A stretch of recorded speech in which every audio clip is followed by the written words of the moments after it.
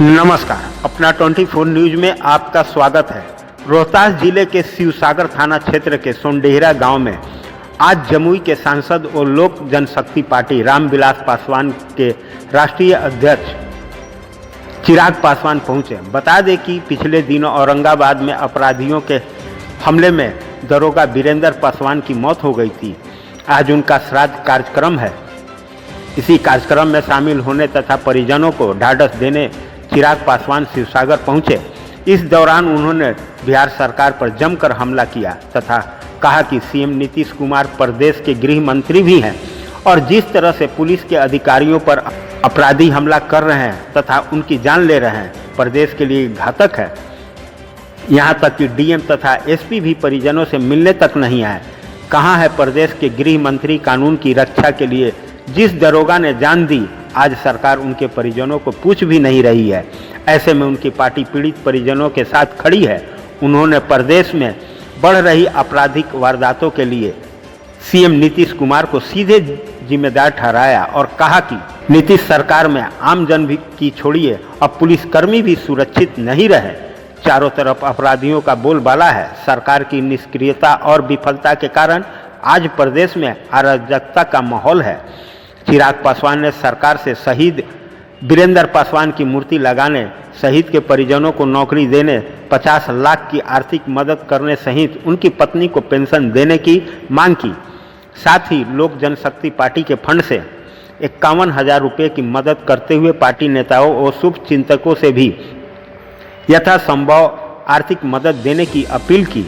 इस अवसर पर लोक जनशक्ति पार्टी के प्रदेश अध्यक्ष राजू तिवारी, प्रदेश प्रधान महासचिव संजय कुमार पासवान, उपाध्यक्ष असगर अंसारी, प्रदेश प्रवक्ता अमर आजाद चेनारी, विधानसभा के उम्मीदवार रहे शेखर पासवान, रेल कर्मचारी यूनियन के उपाध्यक्ष वीरेंद्र पासवान, अकोढ़ी गोला प्रखंड प्रमुख संतोष पासवान सहित बड़ी संख्या में लोग मौजूद रहे।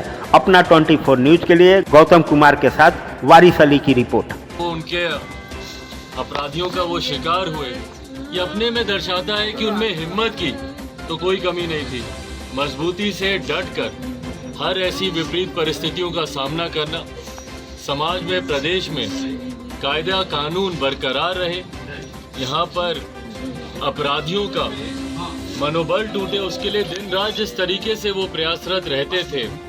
पर अंत में दुर्भाग्य की बात है कि जिस तरीके से वो काल के गाल में समा गए और जिस तरीके से अपराधियों ने उनके ऊपर हमला कर उनकी दुखद मृत्यु की। आज जब मैं यहाँ शहीद वीरेंद्र पासवान जी के परिवार से जब मिलने आया हूँ, सबसे पहले तो मैं कामना करता हूँ कि भगवान उनकी आत्मा को शांति दें, परिवार को कम से कम इस दुख की घड़ी में हिम्मत दें।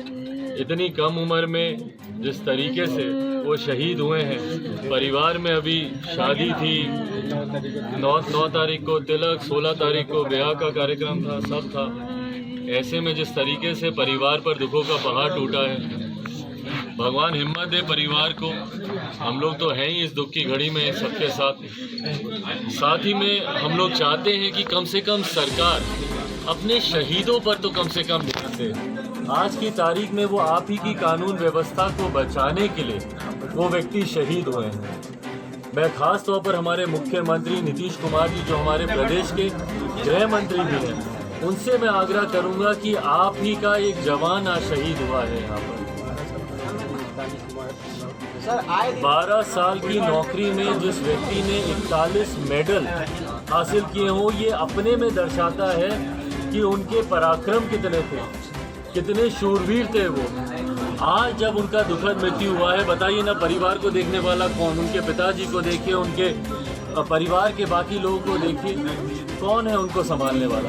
कम से कम इतना तो राज्य सरकार कर सकती है कि उनके आश्रितों को कम से कम एक सरकारी नौकरी दे ताकि परिवार का पालन पोषण हो। कम से कम मुआवजा तत्काल प्रभाव से परिवार को मुआवजा दिया जाए, 25 लाख रुपए का मुआवजा कम से कम परिवार को मिले ताकि परिवार में जो शादी ब्याह के जो कार्यक्रम है, आने वाले समय में बच्चों का पालन पोषण कम से कम तत्काल प्रभाव से जो व्यक्ति गया उसकी भरपाई तो कभी कोई नहीं कर सकता, पर जो आर्थिक संकट परिवार के ऊपर आया है कम से कम उसको किसी तरीके से कुछ हम लोग कम करने का हम लोग प्रयास कर सकते हैं। ऐसे में हम लोग मांग करते हैं, छोटे वाले लड़के सर